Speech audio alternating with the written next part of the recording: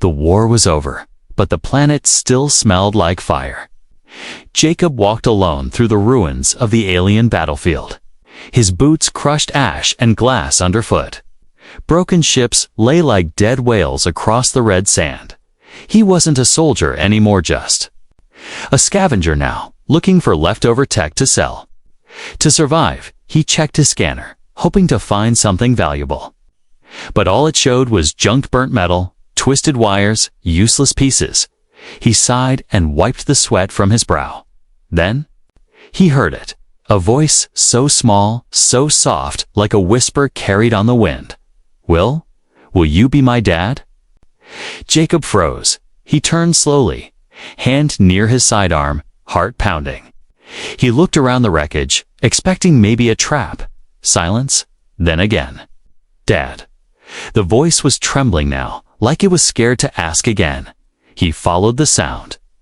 Stepping carefully over a fallen beam, there, inside the cracked shell of an escape pod, a pair of glowing violet eyes peeked out from the shadows.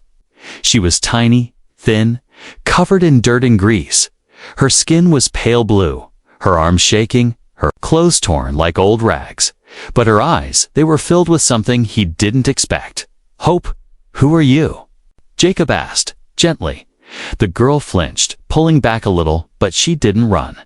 She just looked at him, blinking slowly. Lips trembling, she spoke again. You're human, right? Humans. Used to be kind, my mother said. She told. Stories? Are you kind too?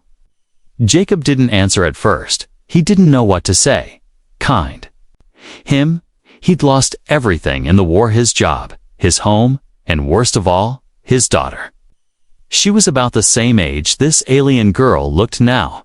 He knelt down near the escape pod, keeping his voice soft. What's your name? She hesitated. Then whispered, I don't have one anymore. They took it. They called me 93. That's all.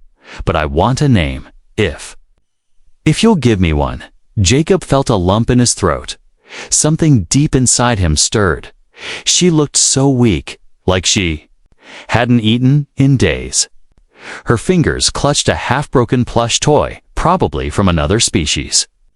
It had only one eye, and she held it like treasure. He offered his hand. Slowly, she stared at it for a long time. Then reached out with her tiny fingers and touched him. Her skin was cold, but her hand gripped his like she didn't want to ever let go. Why did you ask me to be your dad? He asked quietly. Because, she said, her voice breaking, I saw you looking. Not at me like the others did. You didn't look like you wanted to sell me or throw me away. You looked like you missed someone too. Jacob closed his eyes. Memories of his daughter came rushing back. Her laugh, her drawings. The last hug before the evacuation. He never found her again. Now this little alien girl was looking at him with the same kind of eyes. Lost, broken, but full of hope. You hungry?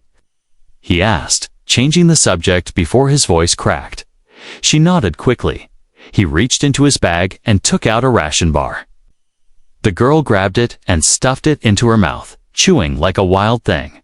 But when she saw him watching, she paused, embarrassed, and tried to eat slower. You don't have to pretend. He said softly, eat, it's yours. She nodded and kept eating, crumbs falling from her lips. When she was done, she curled up in the pot again, like a scared animal. Jacob stood there, thinking he could walk away. She wasn't his responsibility. Someone else would find her eventually. Or maybe not, but something inside him whispered, don't leave her, not like everyone else did. He took off his jacket and gently wrapped it around her. Her eyes widened, and her little hands clutched. The warmth, she looked up at him again, tears in her alien eyes. Does this mean you'll stay? She asked, voice trembling again. He looked at her, then nodded slowly. Yeah, kid, I'm not going anywhere. And for the first time since the war ended. The alien girl smiled. Jacob sat by the fire, watching the small alien girl sleep wrapped in his jacket, The stars above the ruined battlefield flickered like they were trying to forget the war too. He rubbed his face, his hands covered in dust and regret. She had no name, no home, no one left, just him. It had only been a few hours, but it already felt like years since she whispered that one impossible question, "Will you be my dad?" He still didn't know how to answer that. He wasn't anyone's father anymore. In the silence, he heard a soft whimper. She was dreaming, no, having a nightmare. Her tiny body curled tighter, and she clutched the broken toy like it was her last hope. Jacob looked away, trying not to feel. But something inside him cracked again. At dawn, he packed his bag quietly. The fire was out. The air was cold. He stood over her, thinking he should go alone. This place was still dangerous. Bounty hunters, scavengers, patrol drones, none of them would show mercy to an alien child. He couldn't protect her. Not for long. Jacob turned, heart heavy, and walked away. Each step felt heavier than the last. He didn't get far. A sound stopped him. Not a scream, not a cry, just the soft crunch of small feet running behind him. Then hands grabbing his leg, hugging tight. "I'm sorry," her voice cracked. "Did I do something wrong, Papa? Are you leaving me?" Jacob froze, eyes wide. She was crying now, quietly. Like she'd learned not to cry loud. Like loud cries got punished before. He turned around slowly. And there she was, barefoot, thin, scared but still holding on to him, still calling him Papa, still believing he could be someone worth staying for. Jacob knelt down and tried to say something, but words wouldn't come. She looked up at him with those big violet eyes, filled with fear but also trust.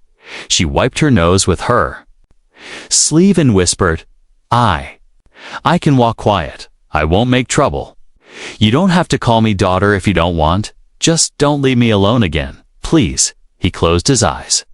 Taking a deep breath, he had seen war, death, betrayal, but nothing hurt more than this child begging just to not be left behind, and she wasn't even human.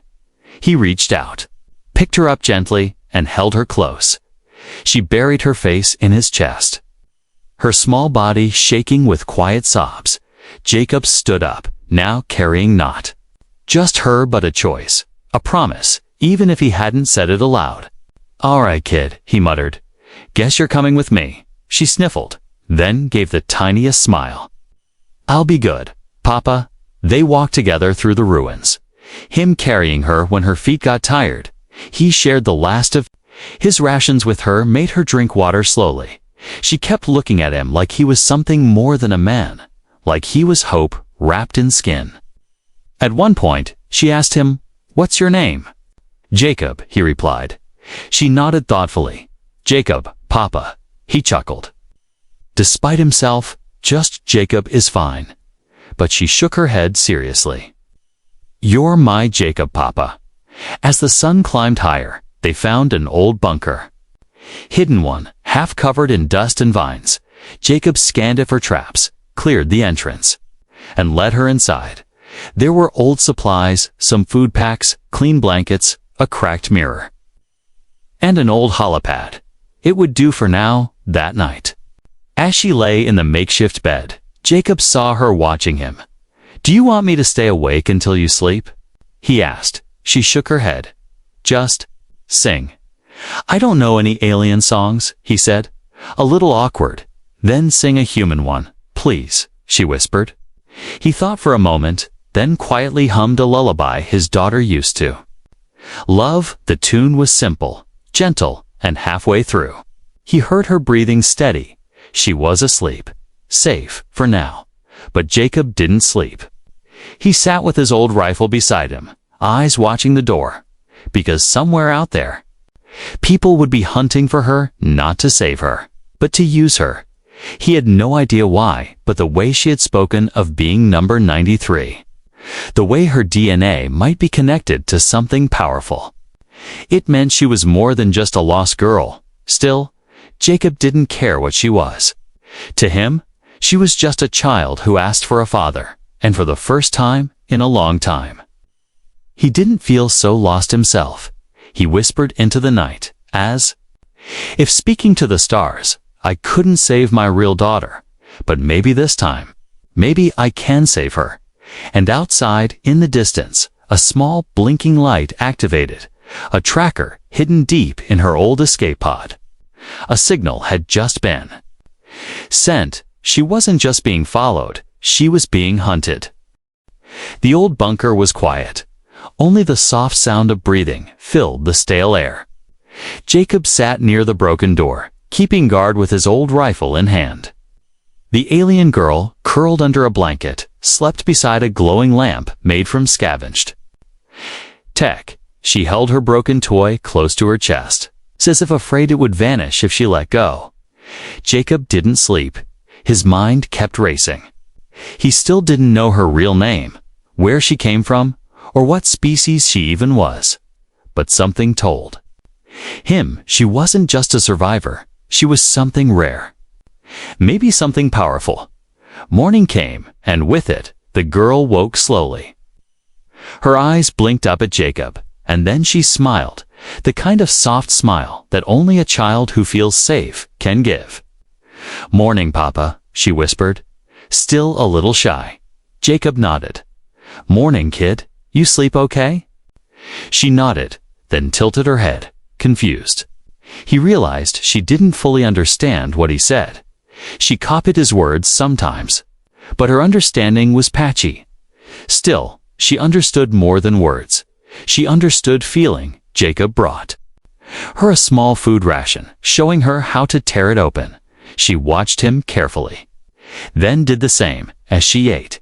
She mimicked every little movement he made, wiping her mouth when he did, even stretching her arms like he did after eating. Do you know how to read this? Jacob asked, holding up the old holopad. She stared at it blankly, then pressed a few random buttons. The screen blinked, showing alien letters that he couldn't translate. She pointed to the letters and tried to sound them out, her voice stumbling. But curious, you trying to read? He asked. She nodded fast. Want learn, like you? He smiled and sat beside her. All right then, let's learn together. He began teaching her human words slowly, pointing to things around them. This is lamp, he said, pointing. She repeated. La. Lamp, he pointed to himself. Jacob, she smiled wide. Papa Jacob.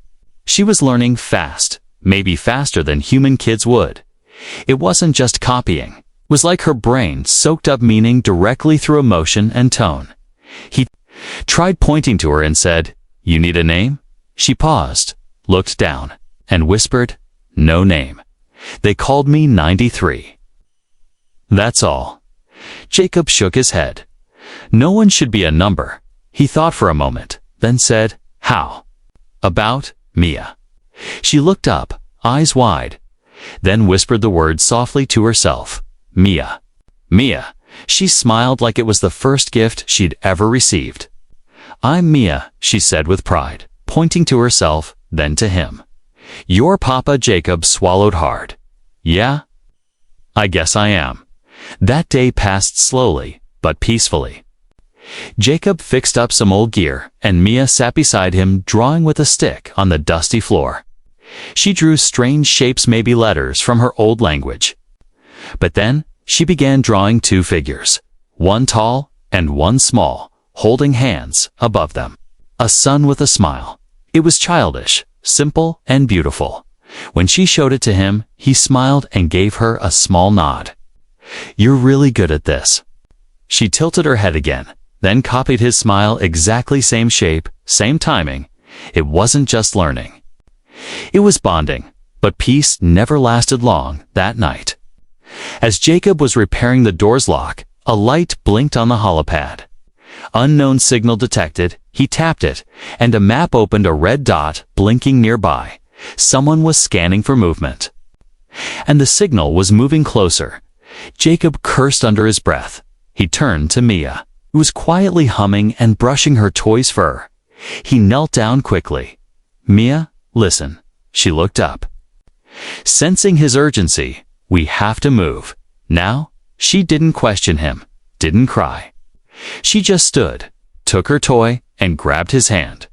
She may not have understood all his words, but she understood him. She knew when he was afraid, and she trusted him completely. Jacob packed fast, grabbing what little food they had. They slipped out the back tunnel, using old mining routes. Above them, the bunker was being pinged by invisible sensors. Whoever was tracking them had arrived. As they moved through the dark tunnels, Mia whispered, "Bad people coming?" Jacob nodded. "Yeah, the kind that don't care who gets hurt." She squeezed his hand tighter. "But you'll keep me safe, right, Papa?" He looked at her, and for the first time answered without hesitation, "Yes, I will. Mia, no matter what." They reached a broken exit hatch leading to the surface. It was nighttime again, the stars cold and quiet. In the distance, a ship hovered silently. Scanning the area, Jacob ducked down and pulled Mia close. "We need to be invisible," he whispered.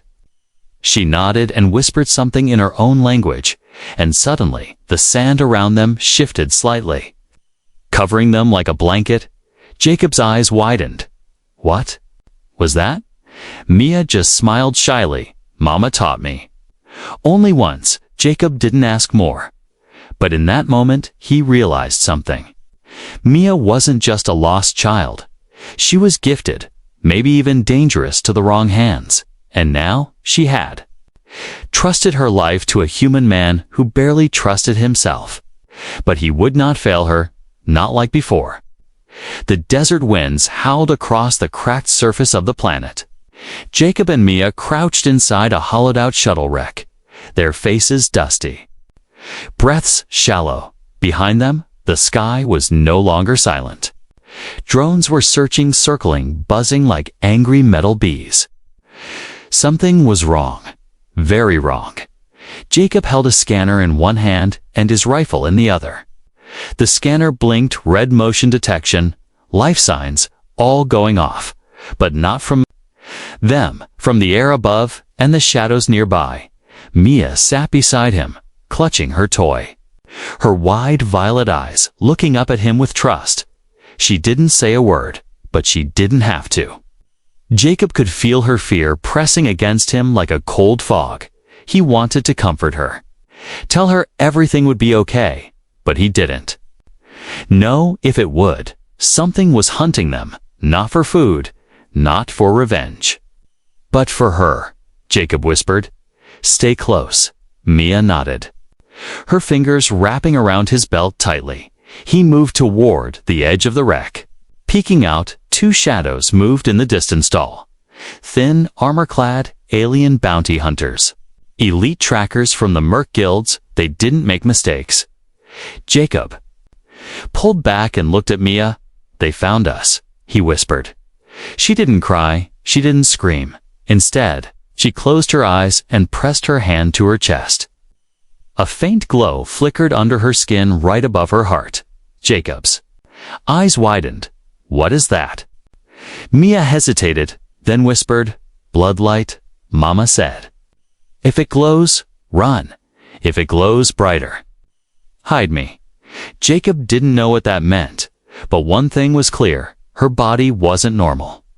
There was something inside her blood, something ancient, something wanted, and now they were coming for it.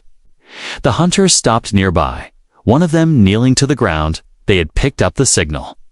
Mia's blood, her very existence, was calling them in. Jacob had to act fast. He took the holopad out of his pack, cracked and old, but still functioning. He remembered it had an emergency DNA scanner built in. He looked at Mia. "I need to scan your hand." She nodded without question. Trusting him completely, he pressed her hand to the panel. The scanner blinked, then buzzed softly. "Match found. Bloodline Royal Clan. Urana Prime status. Extinct code breach reward active. 800,000 credits. Alive ONOY." Jacob's blood turned cold. She wasn't just some random alien child. She was the last of a royal bloodline, and the galaxy had put a price on her head. "No wonder they're hunting us," he muttered. "They think you're a relic, a weapon, or worse, a threat."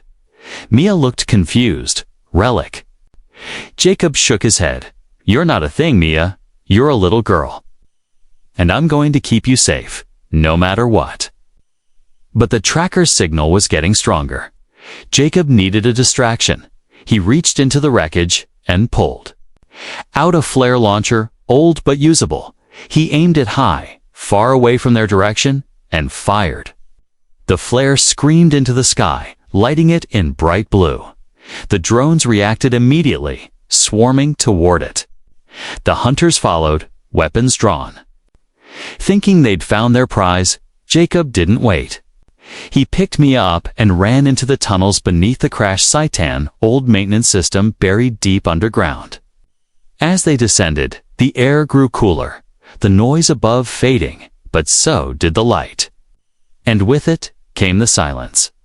They finally reached a small chamber where Jacob stopped to catch his breath.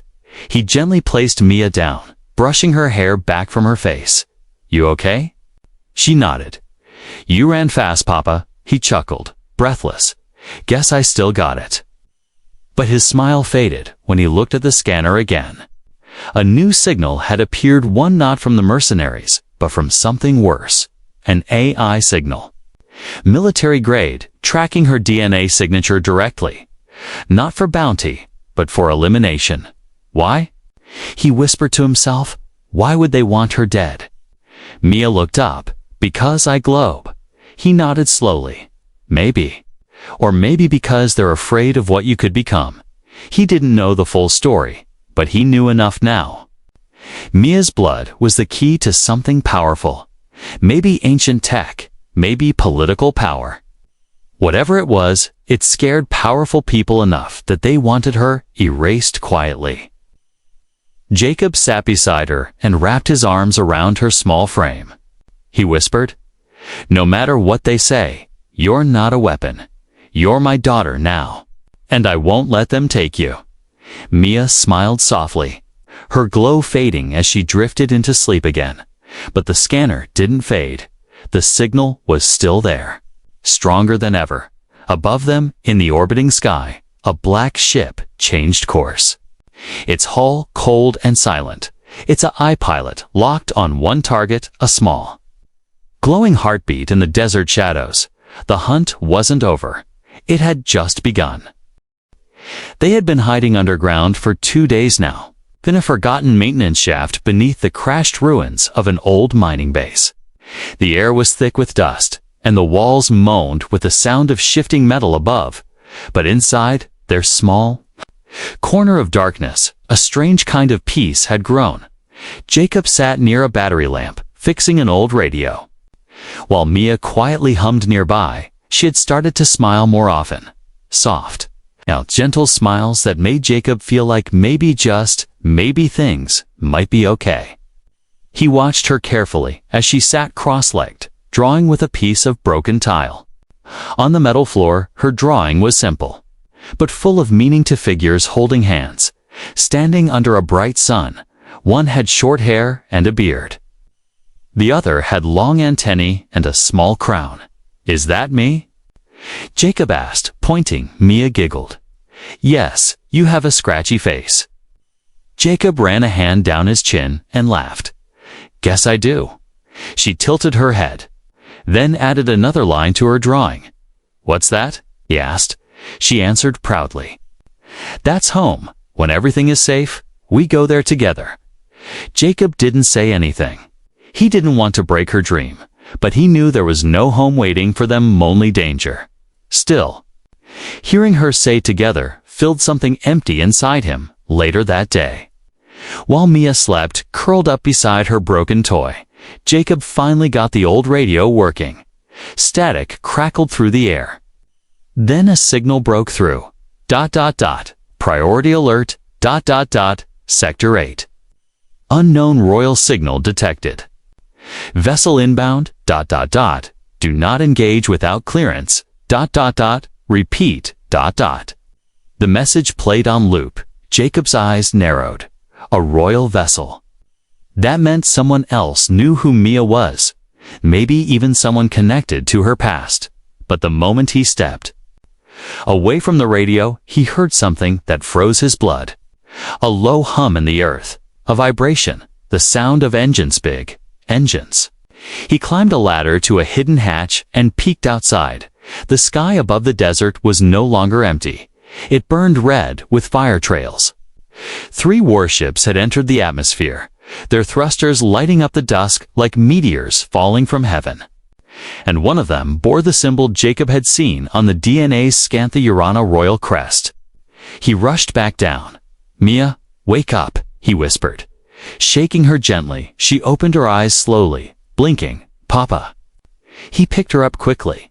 "We have to move now." She didn't ask why. Just nodded and grabbed her toy tightly as they emerged from the tunnel. They could see the ships hovering above the desert. One of them had already sent down a landing. Party-tall figures in sleek armor scanning the ground. Jacob and Mia stayed low, moving through the shadows of rusted ship parts and broken towers. They stopped behind an engine core when Mia suddenly tugged his sleeve. "Papa, I know that symbol," she said, pointing to the nearest ship. "That's my mother's family crest." Jacob stared at her. "Are you sure?" Mia nodded. "She used to draw it on my arm with glowing paint so I wouldn't forget." Jacob felt something tighten in his chest. Was this ship here to help her, or to finish what others had started? Then, over a loudspeaker, a voice echoed across the sand. "Royal Descendant 93, your location has been confirmed. By order of the Council, you are to be taken into protective custody. Please do not resist." Mia's hand gripped Jacob's tighter. "I don't want to go with them," she whispered. "I want to stay with you." Jacob knelt beside her, heart pounding.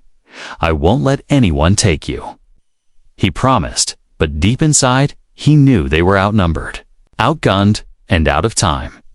The soldiers began to spread out, moving closer. Jacob looked around desperately for cover. That's when Mia did something he didn't expect. She stepped forward. Her small body glowed faintly again, just like before. She raised both her hands and whispered a word in her native tongue. The ground beneath her feet shimmered. The sky above pulsed, and then a shockwave exploded outward. Dust, light, and sound erupted across the area. The soldiers were knocked off their feet, their scanners overloaded. Even the ship above wobbled in the air before stabilizing. Jacob pulled Mia back behind cover as alarms blared from the soldiers' suits. "What did you do?" he asked, wide-eyed. Mia looked frightened too. "I didn't mean to. It just happened when they got too close. It hurts. But I had to." Jacob hugged her close. "It's okay. You saved us." But above them, one of the ships turned its cannon toward the crash site, and in the distance, a voice barked through the comms. "Forget capture, switch to threat elimination. She's activated. She's too dangerous to live." Jacob stared at the sky, his heart racing. They were about to be erased, not because they were criminals, but because Mia had shown power she didn't even understand. Power born in her blood. He looked at her and whispered, "You said that ship has your family's symbol. Then maybe someone up there still cares." He activated the emergency flare launcher, pointed it straight at the ship, and fired, not as a weapon, but as a signal.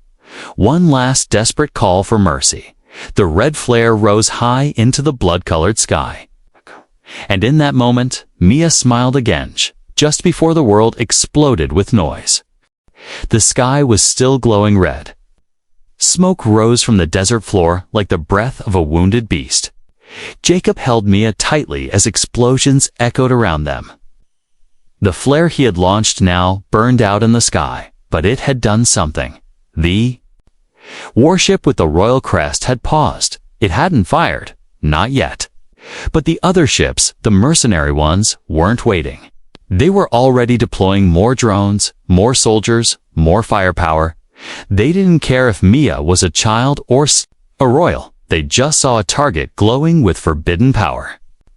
Jacob pulled Mia behind a pile of scorched debris. Her hands were over her ears, her body shaking. He knelt beside her and held her face in his hands. "Look at me, Mia," he whispered. She opened her eyes slowly, tears clinging to her lashes. "I'm not going to let them take you. You're mine now. Do you hear me?" She nodded slowly, her lips trembling. "I'm yours, Papa." Always. He had no army, no backup. Not even decent gear. Just one rifle, a half-charged shield generator, and a fierce will to protect. But sometimes, that was all a human needed. Sometimes, a single heart was louder than a fleet. Jacob turned on the old suit's chestplate display and recorded a message. "Attention! Anyone still out there? This is Jacob Monroe, human scavenger.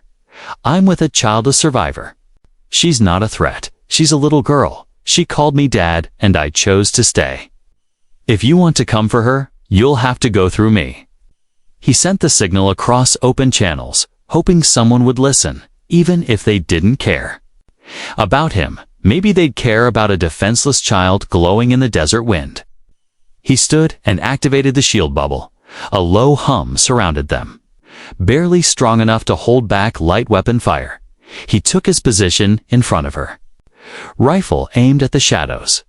He wasn't a soldier anymore, but something inside him had returned. Not training, not muscle memory, but purpose. A bright beam shot from the distance, hitting the shield and crackling like lightning. Jacob didn't flinch. Another beam followed. Then a third. Still he stood, unmoving, shielding the girl behind him. Mia crawled close and placed her glowing hand on his back. "I can help," she whispered. "No." He said quickly, "You don't need to. Just stay low. But I want to protect you too." She whispered again, "Like you protect me." Then something strange happened. The suit Jacob whirled, battered, half-dead, suddenly powered. Up not from the battery, but from her. Her hand glowed brighter, and the lines on the armor lit with the same soft violet hue. Ancient tech. Forgotten design wakened by her touch. Jacob felt strength rush through the suit, systems syncing, sensors sharpening. He looked at her, amazed. "You did this?" She smiled through her fear. "Mama said my light makes broken things remember. Maybe it made your suit remember too." Jacob turned just in time to see 3 armored enemies rushing from the smoke. He raised his rifle, now steadier than ever, and fired. The shots struck true, not to kill, but to disable. He didn't want to end lives, just protect one. Behind him, Mia knelt and whispered again.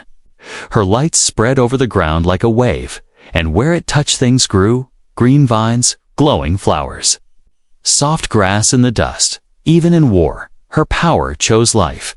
From the sky, a new ship descended. Silently, it was small, elegant, marked in gold with the royal crest again. And this time, the hatch opened. A single figure stepped out, tall, cloaked, wearing the same glowing symbol as Mia's drawings. She removed her hood, revealing skin. The same soft blue as Mia's eyes, older but familiar. "Mia." She called out gently, her voice shaking. The girl froze, then peeked from behind Jacob's leg. "Mother?" "Hey." Jacob lowered his weapon, confused. Mia stood slowly, taking a shaky step forward. The woman ran to her and dropped to her knees, pulling the girl into her arms. Tears streamed down both their faces. "I thought you were gone," the woman whispered. "I thought they killed you." "They tried," Mia said, holding tight. "But Papa saved me." The woman looked at Jacob, eyes full of emotion. "You're the human who stayed." Jacob nodded, still unsure what to say. She stepped forward, bowing her head slightly. "Thank you, truly. You saved my daughter when the galaxy gave up on her." Jacob shook his head. "I didn't save her. She saved me." But the moment of peace didn't last long. The comms crackled again. "Unidentified vessel. Stand down or be destroyed. Target 93 is under elimination order." The woman stood tall, holding Mia's hand. "No, she is under royal protection." Her ship systems activated, a bright energy shield covering the area. Other royal ships responded in orbit, recognizing her authority. The mercenaries paused, receiving new instructions. Confusion spread through their ranks as politics interfered with profit. Jacob exhaled slowly. For now, they were safe, because he had stood his ground. Because one human dared to protect a child no one else wanted, he knelt beside Mia, brushing her hair gently. "You okay, little star?" She smiled brightly.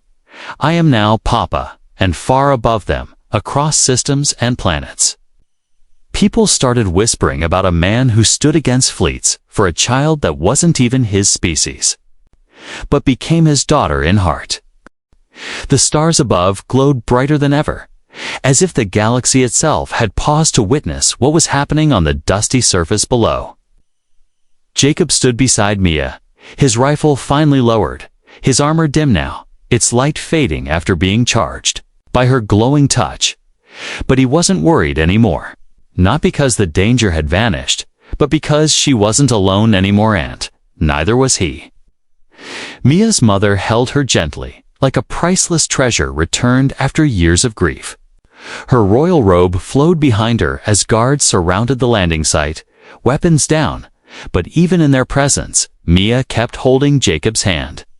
She didn't want to let go. Not now, not ever. The royal emissary ship opened fully, revealing a high-ranking counselor stepping out. He was tall, his skin a deeper shade of blue, eyes sharp and calculating. He bowed formally toward Mia's mother. "Your Highness, the council is waiting for your return," he said, his voice firm but respectful. "The child must be presented. Her existence must be officially confirmed." Jacob's stomach turned. He didn't trust him, not even a little. Mia stepped closer to Jacob and whispered, "I don't want to leave you." Before Jacob could answer, the Queen Mia's mother raised her hand. "She goes nowhere without him," she said firmly. Her voice filled with power. The counselor blinked, surprised, with, "The human? She's alive because of him. She smiles because of him. If she trusts him, then so do I." The guards looked at each other, unsure, but said nothing. Jacob was just a scavenger, a man with no rank, no bloodline, no armor of gold. Yet now he stood in the center of a royal landing site, and the galaxy was watching.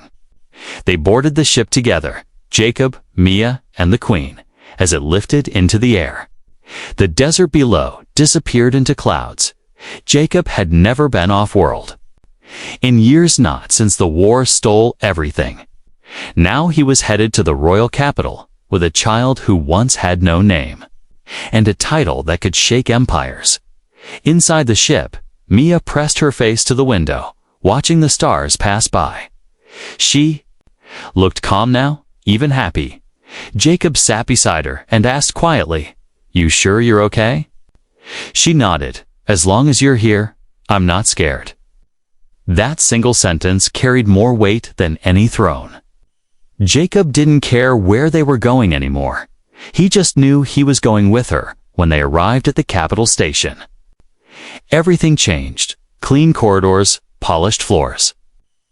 Banners with ancient symbols. Guards lined up in silence as Mia stepped forward, still holding Jacob's hand. 1,000 cameras broadcasted her return across systems.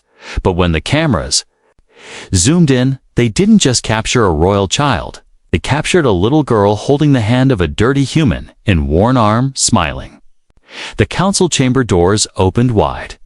Old beings in robes and layered armor sat in high seats. They spoke in deep voices, asking questions about Mia's powers, her survival, and Jacob's actions. But every time they looked at Mia, she looked at Jacob. And every answer she gave began with "my papa." The council asked Jacob to step forward. He did, standing tall despite being exhausted, bruised, and unsure if he even belonged. "You are not of her kind," one counselor said.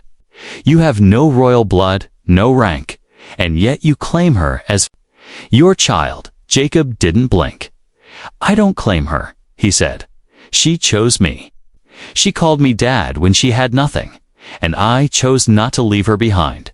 I don't need a title to love her." A long silence followed. The Queen stepped beside him, placing her hand on his shoulder, "And I witnessed his love," she said, her voice steady. "I have seen generals flee from danger. He ran toward it for my daughter." The council had no further words, and so, by ancient law and the Queen's will, a decision was made. Mia was declared heir to the Urana line, but her protector, Papa, was to be granted a title never given before to a human. The guardian father, a role tied not by blood, but by bond, by heart. A crown wasn't placed on Jacob's head, but something greater was given: a home, a family, and a place by Mia's side forever. Later, in the royal garden, Mia sat on a soft bench under golden leaves. She leaned against Jacob, her small fingers still locked around his.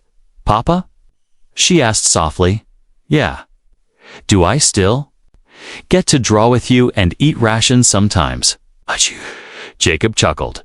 "You'll have 100 chefs and you still want rations. They taste better when I eat them with you."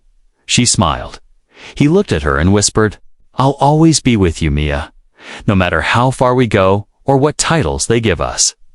You're my daughter forever."